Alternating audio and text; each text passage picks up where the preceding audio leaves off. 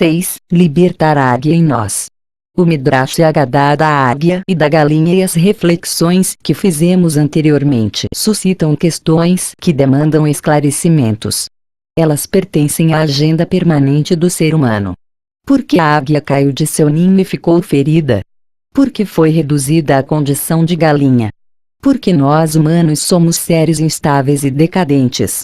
Foi uma graça à águia ter encontrado um bom samaritano que a ajudou a recuperar os sentidos e voltar a ser plenamente sadia. Qual a importância da solidariedade, da compaixão e da sinergia na construção do humano? Foi indispensável que alguém despertasse a galinha águia para reacender-lhe o fogo interior da sua identidade. Qual a função da conscientização no processo de individuação? O sol despertou na águia a sua identidade. Qual a importância da irrupção do sol e da experiência do luminoso para a pessoa? A águia, plenamente águia, voou tão alto que se fundiu com o azul do firmamento. Qual o quadro final do projeto humano? Qual o termo de seu incansável buscar? 1. Heróis e heroínas de suas próprias sagas. A história da águia e da galinha nos evoca o processo de personalização pelo qual todo ser humano passa. Não recebemos a existência pronta. Devemos construí-la progressivamente. Há uma larga tradição transcultural que representa a caminhada do ser humano, homem e mulher, como uma viagem e uma aventura na direção da própria identidade. Como em qualquer jornada há riscos, incompreensões dos familiares, traições dos amigos, frustrações profissionais e fracassos no amor. Mas também conquistas. A descoberta da amizade, o florescimento do amor, a felicidade de experiências produtivas, o lento amadurecimento e o despontar da sabedoria da vida. Nas viagens enfrentamos encruzilhadas. Que direção tomar? Somos obrigados a decidir em conformidade com nossos valores e com os grandes sonhos que alimentamos. Nas opções emerge o que somos por dentro, heróis e heroínas, fiéis até o sacrifício pessoal. Ou indecisos, covardes, vítimas de nossa própria omissão. Ao superar obstáculos e ao encetar transformações necessárias para a conquista de seus ideais, cada um é provocado a ser herói/heroína de si mesmo e de sua própria saga. Herói/heroína aqui tem pouco a ver com os estereótipos tradicionais que reduzem o herói/heroína ao combatente de guerra e aos feitos corajosos executados nela. Menos ainda, com os heróis/heroínas das novelas da literatura e da televisão.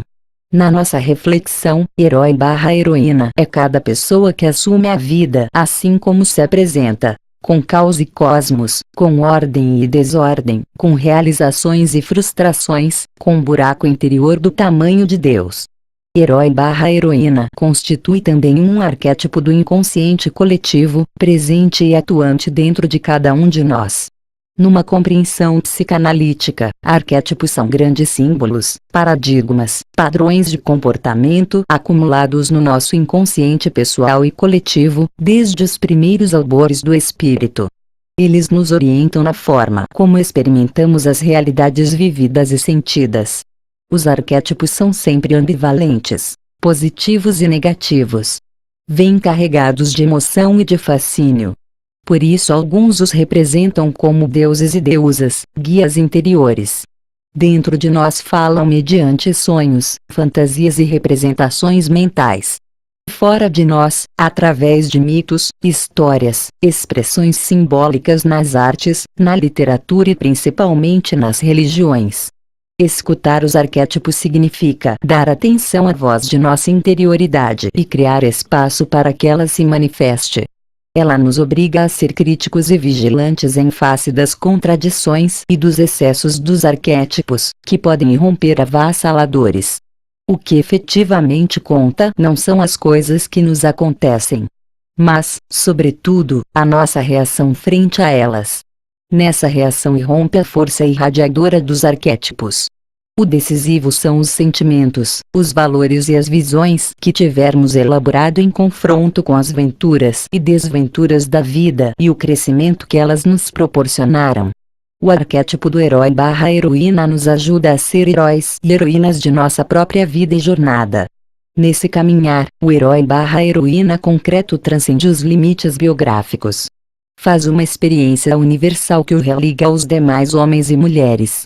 Deixa emergirem, então, visões, símbolos e valores universalmente válidos que brotam das profundidades do mistério da vida e dos desejos mais íntimos.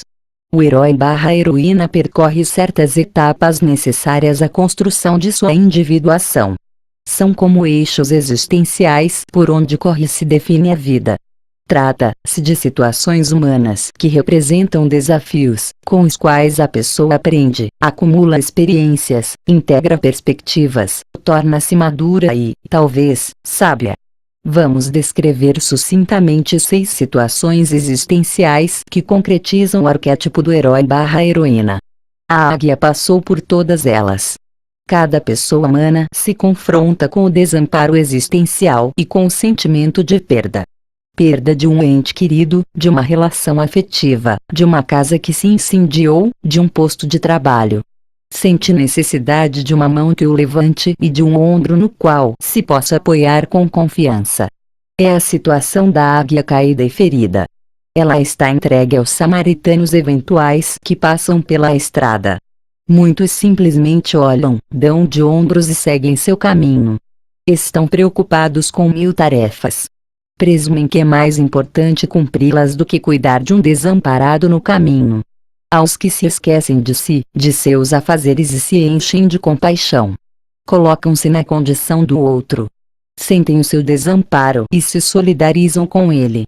Salvam a águia ferida. Em toda a situação de abandono está presente uma tentação e uma chance. A tentação consiste nisto: a pessoa não enfrenta o desamparo. Ou culpa sempre os pais, os irmãos e outros por seus fracassos. Ou fica esperando a solução, vinda da política, do Estado, da loteria, dos outros e de Deus. Essa atitude esconde sua omissão, sua falta de iniciativa e sua fuga da responsabilidade. Mas há a chance de a pessoa aceitar o desafio do desamparo e de crescer com ele. Começa por desdramatizá-lo, pois pertence à finitude da vida humana. Não somos onipotentes, nem demos a nós mesmos a existência. Vivemos uma pobreza essencial. Dependemos objetivamente dos outros. Essa situação de dependência não nos humilha porque caracteriza todos os seres do universo. Já o dissemos, estamos todos envolvidos numa teia de inter-retrorrelações. Esta situação, portanto, deve ser assumida sem amargura. Por outra parte, a pobreza essencial e a interdependência nos abrem para a solidariedade universal. Sendo dependentes, ajudamo-nos uns aos outros na construção coletiva da vida. Ao invés de culpar os outros por nosso desamparo ou de nos omitir de batalhar contra ele, assumimos uma atitude positiva de empenho e de luta. Por isso não devemos pedir a Deus que nos liberte do abandono. Há que suplicar-lhe forças para enfrentá-lo. Neste enfrentamento surge a figura do herói/heroína, do aguente, da resistência e da coragem. Como sair do abandono? Que estratégias usar para continuar caminhando? Na resposta a estas questões surge o segundo arquétipo de herói/heroína, o caminhante ou o peregrino. No processo de nossa vida, lentamente vamos conquistando nosso ser, nosso lugar na sociedade, nossa profissão, nossos objetivos de curto e de longo prazo. É uma árdua caminhada. Temos de desenvolver nossos próprios recursos para sermos autônomos na jornada e não onerarmos os demais. Tal diligência demanda tempo, paciência e autoconfiança. A águia ferida teve de esperar até recuperar lentamente todos os seus sentidos. Entendemos então a verdade cantada pelo poeta: caminhante, não há caminho. Faz-se caminho ao caminhar. É a sorte do herói/heroína peregrino. Viver é lutar. O poeta inspirado ensinava: a vida é um combate, que os fracos abate, que os fortes e os bravos só quer exaltar. Eis a figura do terceiro tipo de herói/heroína, o lutador. Luta defendendo-se. Luta contra os obstáculos que se antolham na caminhada de sua realização. Luta no plasmar da vida e do mundo conforme seus sonhos e suas metas. Nada do que realmente vale se alcança sem esforço e sem infatigante trabalho. A águia, para resgatar sua identidade, teve que se auto-superar. Vencer o medo inicial. Abrir seus olhos ao sol. Testar as asas abertas. E arriscar o voo rumo às alturas. O herói/heroína lutador sabe quantas lutas tem demandado historicamente a dignidade humana e a vida autônoma, justa e plena. Toda luta exige doação, capacidade de renúncia e de sacrifício em favor dos outros e dos sonhos que se quer concretizar. Eis que aparece o quarto arquétipo do herói/heroína, o mártir. O mártir não ama a dor pela dor. Seria dolorismo. Como se diz no Martírio de S. Martinho de Tours no século IV, ele não temia morrer nem recusava viver. O mártir aceita a dor, o sofrimento e eventualmente a perseguição e a própria morte como preço a pagar por causas e bens para os quais vale a pena jogar a vida. Sofrer assim é digno. O mártir, que pode ser cada um de nós, crê na lógica da semente. Se não conhecer o escuro da terra, se não aceitar morrer, não viverá nem dará fruto. Quem quer conservar a vida, perdi-a. Quem ousar perdi-a, ganhai-a, enriquecida, de volta. Portanto, é morrendo que se vive mais, é entregando a vida terrenal que se obtém a vida celestial. Há ainda o quinto arquétipo do herói/heroína, o sábio. Sábio tem a ver com saber e com sabor. Não com qualquer saber, mas com saber que tem sabor. O saber tem sabor quando resulta de experiências, de sofrimentos, de observações dos vai-vens da vida. O sábio vê para além das aparências. Não se deixa iludir por elas. Por isso não tem ilusões. Tem intuições certeiras. Vê dentro das coisas. Capta a verdade profunda que se entrega somente aos atentos. A verdade não é feita de frases corretas, mas de visões que sintonizam o coração com o desejo e o desejo com a realidade. Só quem se abre à realidade e nutre profunda simpatia para com ela tem acesso à verdade. Por isso, só conhecemos verdadeiramente quando amamos. Quando nos fazemos um com a realidade. O sábio aprende a ver as coisas do ponto de vista do absoluto. Esse ponto de vista o liberta dos enrijecimentos conceptuais e da sedução das ideologias. Consegue ver todos os caminhos como setas que apontam para a meta suprema.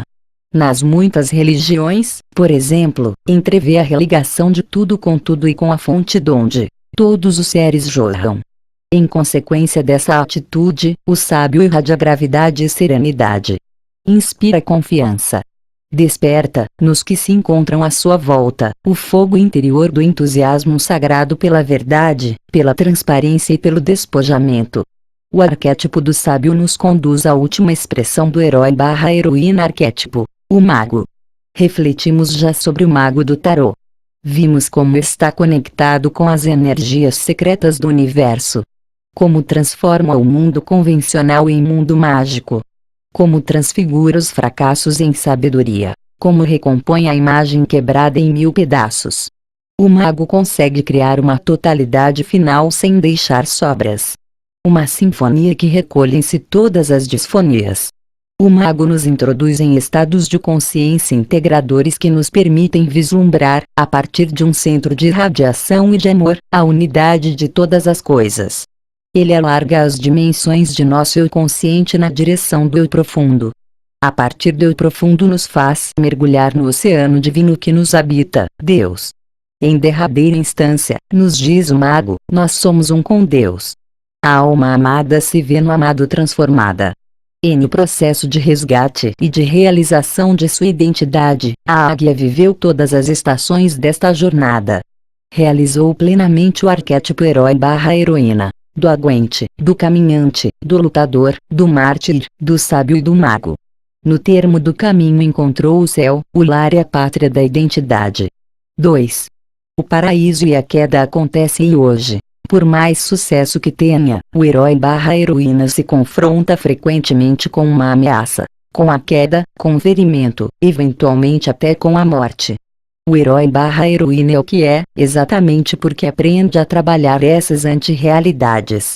Incorpora-as e assim as supera criativamente. Vejamos agora com certo detalhe a possibilidade da queda e o fato da própria queda. A história da águia nos suscita esta questão. Por que caímos? Por que tanto sofrimento no resgate e na realização de nosso próprio ser? Se tivermos uma perspectiva mais global da realidade cósmica, terrenal e humana, poderemos lançar alguma luz sobre esta intrigante questão. Há uma constatação inegável, resultado das investigações mais seguras sobre o universo: ele está em expansão e em evolução.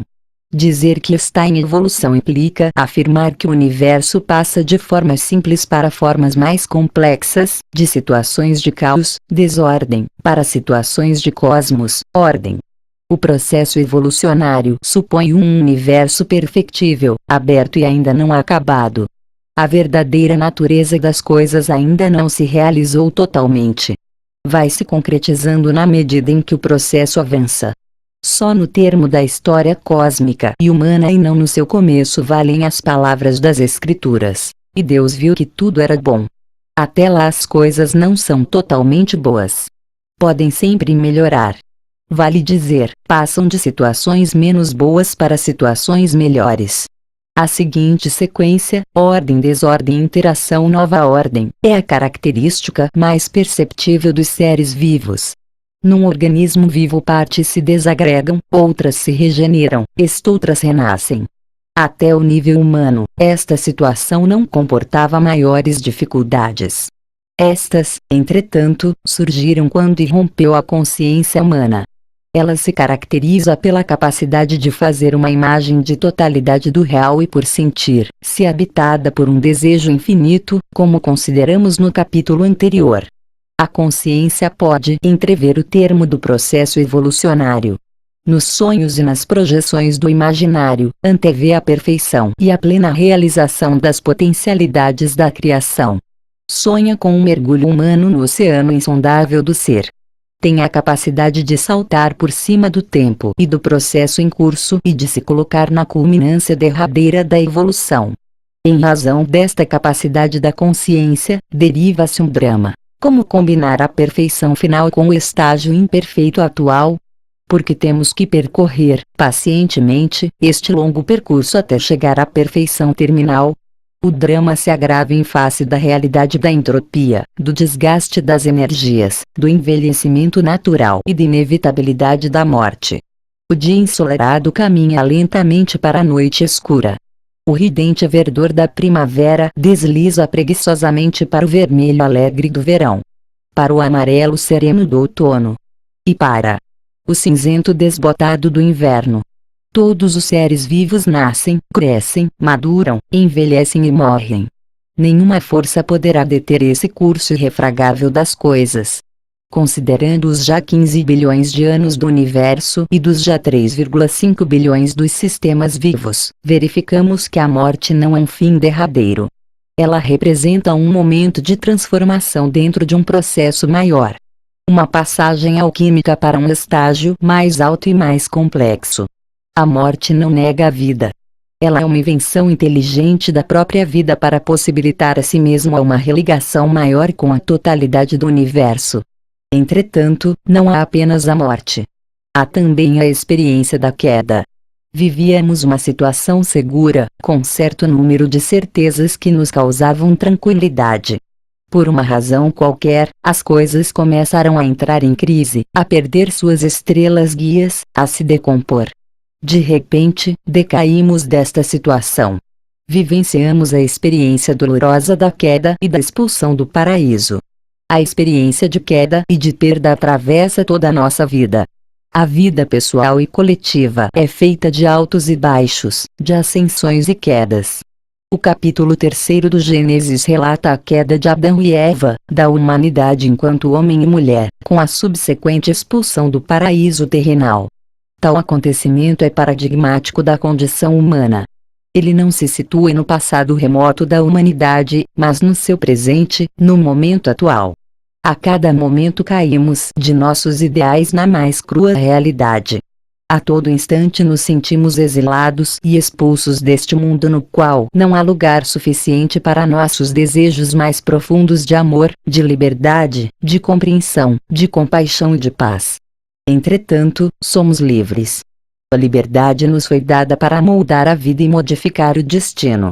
Na liberdade podemos acolher como rejeitar o paradoxo de paraíso e queda, de águia e galinha, de vida e morte.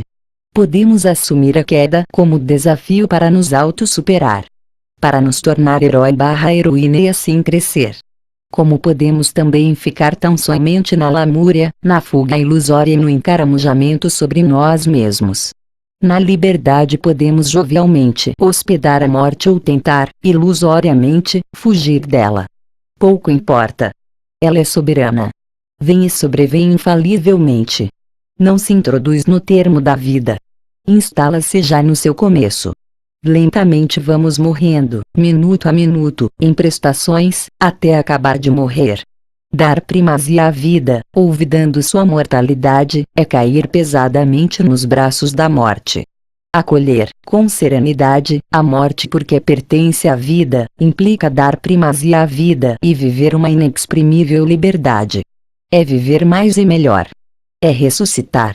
A história da jovem águia que caiu do ninho e se feriu perigosamente nos lembra a condição humana decaída. Sempre estamos sob a ameaça de cair do paraíso em que nos encontramos. Esta situação de decadência faz nascer um permanente anseio de resgate e de libertação. 3. A força regeneradora do amor incondicional. Graças a Deus, a jovem águia foi socorrida por um anônimo criador de cabras. Como bom samaritano, deteve-se em seu caminho. Esqueceu-se de seus afazeres. E deixou-se comover pelo ninho estraçalhado. Apiedou-se da águia que parecia morta, levando-a cuidadosamente para casa. Grande compaixão mostrou também o empalhador de aves. Ao perceber que a jovem águia ainda vivia, decidiu, piedosamente, não sacrificá-la e cuidar dela com carinho. Nesses gestos deparamos com a energia mais fundamental que move todo o universo, o amor incondicional. O amor incondicional é aquele amor que, como a palavra expressa, não coloca nenhuma condição para ser vivido. Nem condição de parentesco, de raça, de religião, de ideologia e de trabalho. Ama por amar. Entrega-se à energia universal que cria relações, gera laços, funda comunhão. Vai ao outro e repousa no outro assim como ele é. Sem intenção de retorno e de cobrança. O amor incondicional possui características maternas, tem compaixão por quem fracassou. Recolhe o que se perdeu. E tem misericórdia por quem pecou. Nenhum inimigo é deixado de fora. Tudo é inserido, abraçado e amado desinteressadamente. Esse amor incondicional é profundamente terapêutico. Fortalece quem é assim amado, pois o acompanha e envolve em sua queda, impedindo que esta seja completa e irremissível. Não há quem resista à força do amor incondicional. Por causa dele tudo é resgatável. Ele rompe sepulturas e transforma a morte em ressurreição. O amor incondicional põe em movimento um imenso processo de libertação de carências, de opressões e de limitações de toda a ordem. Resgata o sistema da vida em suas inter-retrorrelações. Por isso, a águia, na força do amor incondicional do empalhador de aves, recuperou os sentidos, os ouvidos, a voz, as asas, os movimentos, os olhos e, por fim, a capacidade de voar. Esse amor libertador funda dinamismo que pervade todo o universo e cada ser. No universo todos os seres existem e vivem uns pelos outros, com os outros, nos outros e para os outros. Ninguém está fora desta relação includente. Mais fundamental que o princípio da sobrevivência do mais forte, Darwin, é o da solidariedade e amor de todos para com todos, Bohr. É esse amor-solidariedade que constitui a grande comunidade cósmica, terrenal e humana. É ele que dá origem também ao princípio da reciprocidade e complementaridade. Um ajuda reciprocamente o outro a existir, a se desenvolver. Todos se complementam e crescem juntos, as espécies, os ecossistemas e o inteiro universo. O amor incondicional crê nas virtualidades latentes em cada ser. Nunca desespera na confiança de que a própria natureza revele sua energia regeneradora, de libertação sabe por intuição que sempre sobra uma chama a ser alimentada, uma palavra a ser ouvida e um sinal de esperança a ser interpretado. Todos os sons, por mais distantes, entram na imensa sinfonia universal. Por outra parte, o entrelaçamento de todos com todos revela nossa profunda indigência e, ao mesmo tempo, nossa insuspeitável riqueza. Precisamos dos outros para ser e para nos libertar. Paulo Freire nos deixou este legado: ninguém se liberta sozinho, libertamo-nos sempre juntos. Temos uma indigência fundamental que nos faz esmoleres uns dos outros. De outro lado, somos portadores de uma riqueza inesgotável que nos faz doadores uns dos outros. Temos algo a dar e a contribuir que somente nós podemos oferecer ao crescimento do todo. Se negarmos esta contribuição, restará um vazio que ninguém preencherá, frustrando o inteiro universo. Dom Helder Câmara, o profeta dos pobres, não cansava de repetir em suas peregrinações pelo mundo: ninguém é tão rico que não possa receber, como ninguém é tão pobre que não possa dar. 4. Importância das figuras exemplares. Embora completa em seu corpo, com os olhos recuperados e os sentidos resgatados, a águia não era ainda totalmente águia. Vivia entre as galinhas. A força de conviver com elas, fizera-se também galinha. A natureza singular da águia se encontrava sepultada dentro da galinha. Onde estaria seu coração, a essência mais íntima de toda a águia? Uma águia jamais será uma galinha, mesmo que seja a mais extraordinária do mundo. Há nela um fogo interior que cinza alguma pode apagar. É o seu ser de águia. Seu chamado às alturas. O sol que habita seus olhos. Não basta apenas libertar-se de. A águia precisa também libertar-se para a sua própria identidade e para a realização de suas potencialidades. Nesses momentos cruciais aparecem os mestres espirituais e as figuras exemplares. Eles têm o condão de evocar, provocar e convocar a natureza essencial adormecida. A águia-galinha foi provocada, certa feita, por um par de águias brasileiras que sobrevoou o terreiro onde ciscavam os pintainhos. Ao vê-las voando, algo se acendeu dentro dela. Deu-se conta de que podia, e também devia, voar. Sentiu-se chamada a voar em céu aberto, a romper a estreiteza do galinheiro. Sim, uma sutil corda interior foi tocada.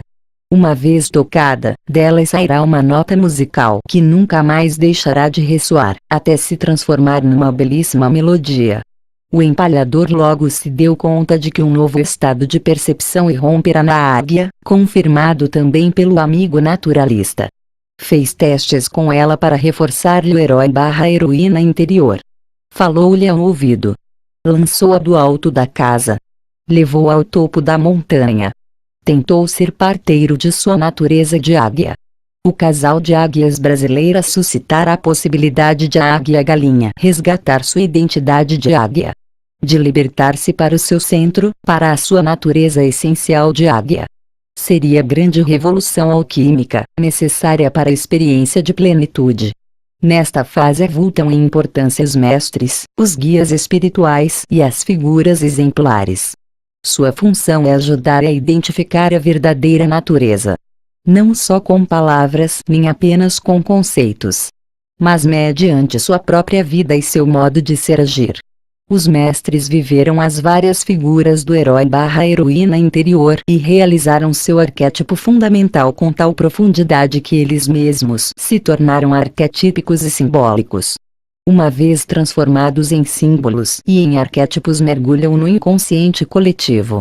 Fazem-se referências modelares para toda uma caminhada humana. Concretizam ideais sonhados e buscados por tantos. Essas figuras pertencem ao cotidiano da vida familiar e social. São pais, mães, avós, irmãos e irmãs modelares, mestres escola, profissionais das várias áreas. Uma dona de casa e mãe no seu anonimato e permanente cuidado amoroso. Um carpinteiro que domina a madeira como se for a massa. Um pintor que capta genialmente as nuances da luz. Um advogado perspicaz e incorruptível. Um artista notável por sua criatividade e ao mesmo tempo por sua sensatez. Um catador de lixo que se mostra profeta da ecologia, possibilitando a reciclagem e preservando a casa comum do lixo humano excessivo. Todos eles nos ajudam a viver nosso próprio chamado e a ouvir atentamente nossa natureza essencial. Mas há também as grandes figuras exemplares de cada região, de cada nação, da própria humanidade. Esses são legados preciosos da consciência coletiva que impregnam benfazejamente a atmosfera humana, animando, curando e abrindo novas possibilidades ainda não ensaiadas. Quem não se deixa fascinar pela figura de Jesus de Nazaré? Ele aliava, num só movimento, uma paixão amorosa e infinita por Deus e uma paixão ardente e libertadora pelos pobres. Sabia conjugar o universal com o particular. Por isso, unia reino, a revolução absoluta na criação, com o cuidado pela fome das multidões. Tinha integrada dentro de si a dimensão feminina que o tornava sensível à exclusão em que viviam as mulheres de seu tempo. Comprovam a presença delas em momentos fortes e seus milagres, especialmente os de cura, que libertavam da doença física e para a reintegração na sociedade. Duro contra a religião das aparências dos fariseus, era ao mesmo tempo compassivo com a pecadora pública Maria Madalena ou com o cobrador de impostos Zaqueu. Humano assim, nos apraz repetir, só Deus mesmo, na sua face materna e paterna, encarnado em nossa humanidade. Ele se transformou num dos mais poderosos arquétipos do Ocidente hoje da alma humana. Arquétipo do amor incondicional e da proximidade de Deus. Quem não se encanta com a figura de S. Francisco de Assis, o primeiro depois do único, o último cristão radical? Nele se encontrou, numa síntese inspiradora, a ternura e o vigor. Ternura para com todos os seres, abraçados como irmãos e irmãs. Ternura para com Clara, sua companheira na cumplicidade em sua paixão pelos últimos e por Deus. Vigor no seu projeto pessoal de viver a loucura do Evangelho, a despeito da Igreja imperial e opulenta dos príncipes e dos papas. Ele surge como um dos mais poderosos arquétipos da totalidade humana. Harmoniza em sua vida as dimensões do mundo físico, do mundo psíquico e do mundo espiritual. Celebra assim o esponsório feliz da Mãe Irmã Terra com o Senhor Irmão Sol. Quem revela hoje mais características messiânicas do que o Dalai Lama? Vivendo no exílio, fortalece a resistência de seu povo tibetano, submetido à dominação chinesa. Prega em todos os foros mundiais a paz mediante o diálogo e a colaboração de todos os povos. Mostrou com seu exemplo e palavra a importância da espiritualidade e da meditação para o desenvolvimento harmônico das pessoas. Favoreceu a compreensão de todas as tradições espirituais e religiosas como caminhos diferentes e verdadeiros para se chegar ao mesmo mistério divino, a suprema realidade. Quem não se enternece com a figura do Mahatma Gandhi, frágil e forte? Soube fazer da verdade transparente uma força mobilizadora da política e da não violência ativa, uma energia irresistível de transformação social. Ninguém melhor do que ele entendeu e viveu a política como gesto amoroso para com o povo. Ele se transfigurou num símbolo vivo da dimensão solar da vida humana, da liberdade interior, da espiritualidade como dimensão pública e revolucionária. Não produz sentimentos de veneração à figura da Madre Teresa de Calcutá. É um testemunho vivo de compaixão pelos moribundos das ruas, proporcionando-lhes a dignidade de morrer como humanos no calor da comunidade solidária. Ela concretiza o arquétipo da misericórdia, da sacralidade da vida e da grande mãe protetora e consoladora. E assim poderíamos elencar um rosário de nomes referenciais como Edith Stein, Martin Luther King, Che Guevara, Rigoberta Menchú, Mãe Menininha do Gantois, Marçal, Cacique Guarani assassinado, Chico Mendes, entre outros e outras. Os mestres referenciais despertam em nós virtualidades latentes. Ajudam-nos a evitar enganos e erros. Sustentam a esperança de que sempre vale a pena seguir lutando. Impedem que o desânimo tome conta de nossa vida.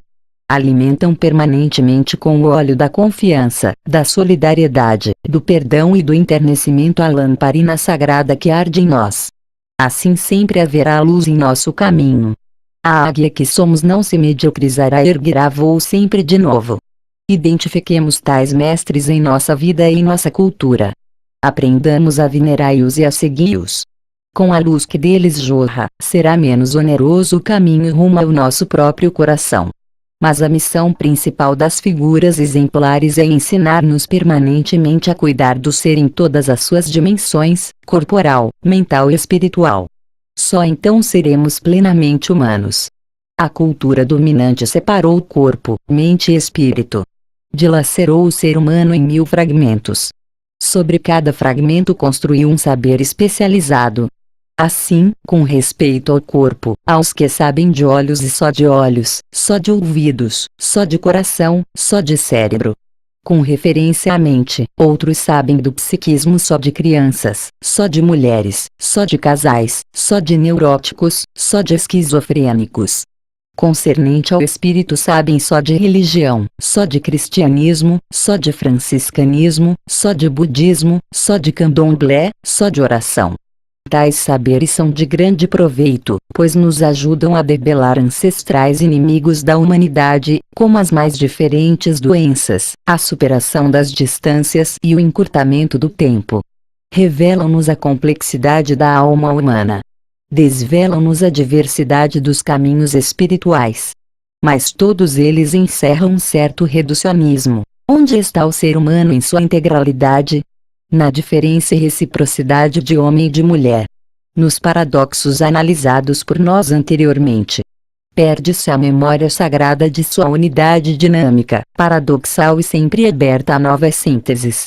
Alguém fisicamente doente em sua cama de hospital sente-se, muitas vezes, mais aliviado com a visita da netinha querida do que com o remédio receitado. A escuta atenta e afetuosa das fabulações de um esquizoide ajuda mais que muitas sessões de terapia. O encontro com uma pessoa espiritual que realmente vivenciou o sagrado, mesmo sendo de um caminho religioso diferente, nos ajuda mais na nossa própria busca do que muita piedade e muita meditação. Os mestres exemplares nos recordam a atitude fundamental que devemos ter para com a integralidade do ser humano: o cuidado. O cuidado é tão fundamental que foi visto pelos gregos como uma divindade. Divindade que acompanha o ser humano por todo o tempo de sua peregrinação terrestre. Onde há cuidado, aí desabrocha a vida humana, autenticamente humana. Onde está ausente, aparece a rudeza, o descaso e toda sorte de ameaças à vida. Importa cultivar o cuidado como precondição essencial para a vida sob qualquer uma de suas formas.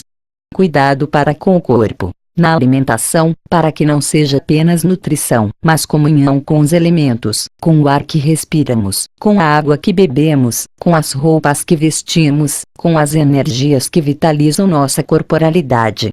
Cuidado para com a nossa mente, especialmente para com os heróis e heroínas, deuses e deusas que nos habitam.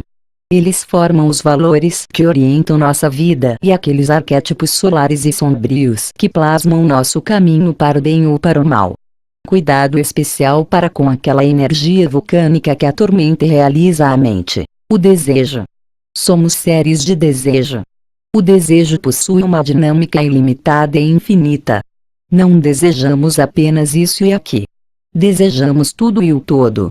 Desejamos o absoluto.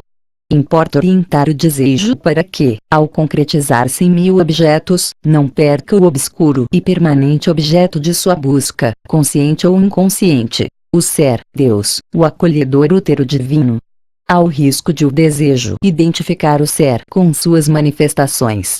Passa então a fetichizá-las, na ilusão de que são absolutas, quando são sempre relativas. Ouvido ser que se dá e se retrai em cada manifestação. Os mestres nos ensinam a cuidar das relações para com os outros. Cuidamos dos outros porque os descobrimos como valores em si mesmos, religados à fonte do ser, habitados por Deus que os está continuamente gerando como a seus filhos e filhas. Por fim, importa cuidar do espírito. O espírito é aquela dimensão da consciência pela qual a pessoa se sente ligada ao todo e religada à fonte originante. O espírito continuamente projeta visões de totalidade e de unidade. Cultivar o espírito significa cuidar do ser, manter viva a memória bem-aventurada de sua presença em todas as coisas. Cuidar do espírito é estar sempre atento e ouvir as mensagens que vêm de todos os lados. As coisas não são apenas coisas. Elas representam valores que fascinam. As coisas são símbolos de outra realidade. Por isso falam e anunciam esta realidade suprema. Ela não é um abismo aterrador, mas um foco irradiador dá sentido. Um amor que em tudo penetra e resplende, que move o céu e todas as estrelas, como dizia Dante Alighieri, o maior poeta da Itália, fundador da atual língua italiana. Pertence ao espírito poder rezar e contemplar. Rezar e contemplar significa escutar a palavra que ecoa em todas as palavras. Comporta identificar nas relações que entrelaçam todos os seres do universo aquele elo unificante e esquecido que tudo unifica, tudo liga e religa e que faz o cosmos ser cosmos e não caos. Rezar e contemplar implica colocar-se, silenciosa e imediatamente, diante daquele que é o princípio, o meio e o fim. Comungar reverentemente com ele. Mergulhar amorosamente nele. Este cultivo do espírito, espiritualidade, pertence à natureza humana. É parte natural do processo de humanização, especialmente na fase adulta da vida. Importa enfatizar: a espiritualidade é um dado antropológico de base. Não é, como muitos pensam, monopólio das religiões e dos caminhos espirituais. Não. É a dimensão profunda do ser humano.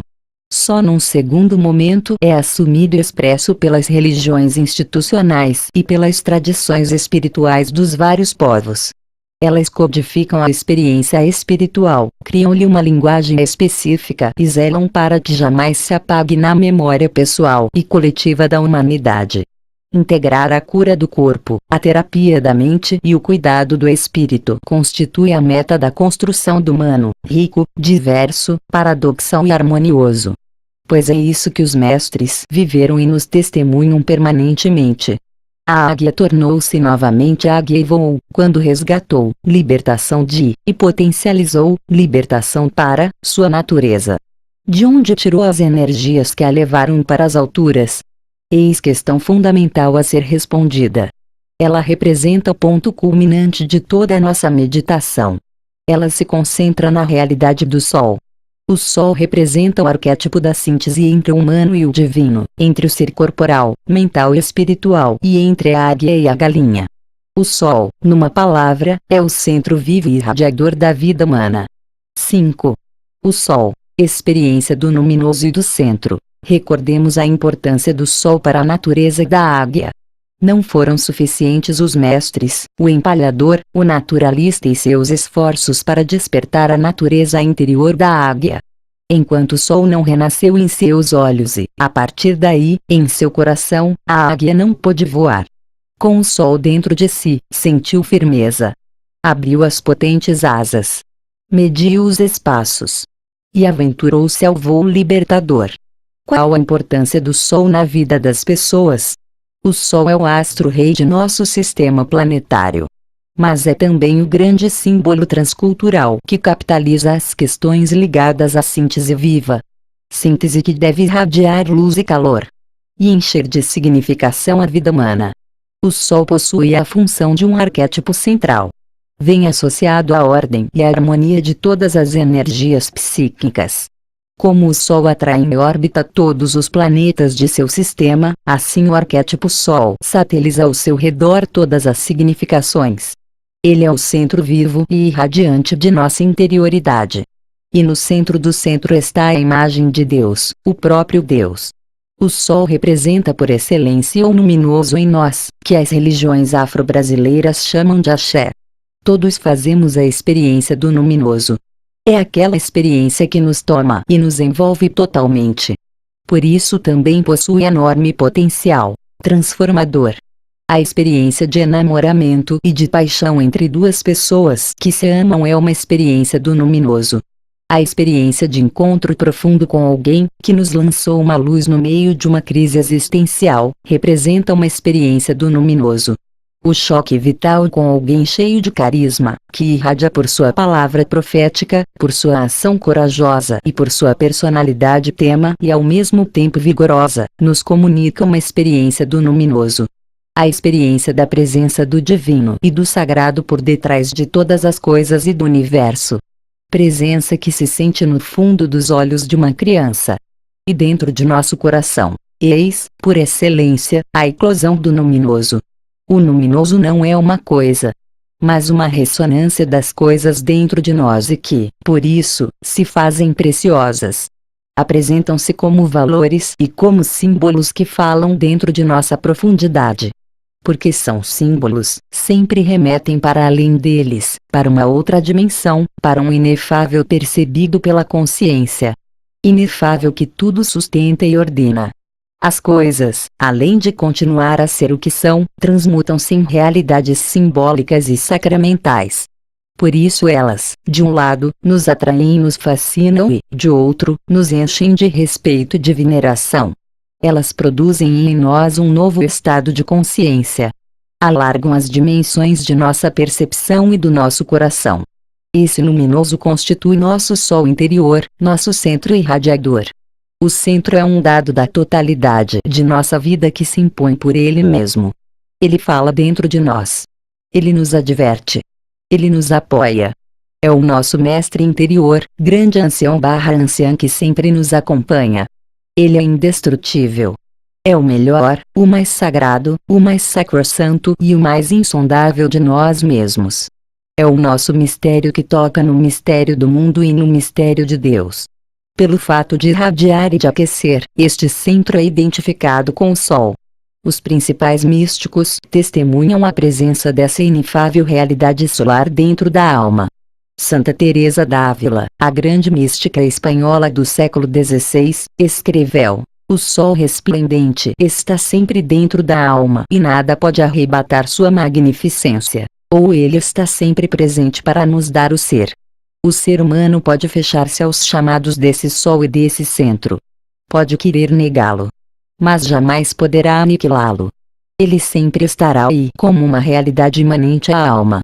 Ele constitui o fundamento da dimensão espiritual do ser humano. É a base antropológica da espiritualidade. A vida espiritual possui em nós o estatuto de uma energia originária. De um instinto com a mesma cidadania que o instinto sexual, o instinto de saber, o instinto de poder, o instinto de violar os tabus e o instinto de transcender. Note-se, não se trata de um instinto qualquer, um entre tantos, mas de um instinto fundamental, articulador de todos os demais. Repitamos, a vida espiritual traduz um dado antropológico objetivo, pré-existente à consciência e independente de nossa vontade. O ser humano possui naturalmente interioridade.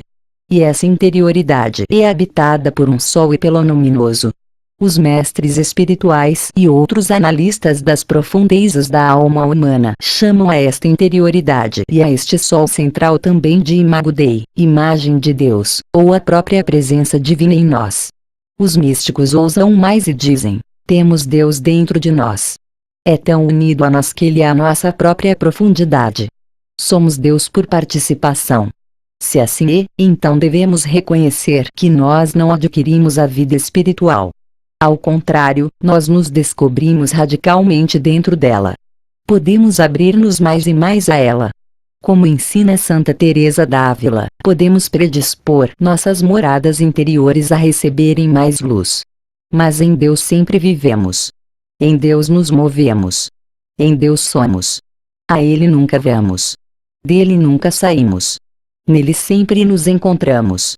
Ser plenamente humano comporta vivenciar esta realidade espiritual.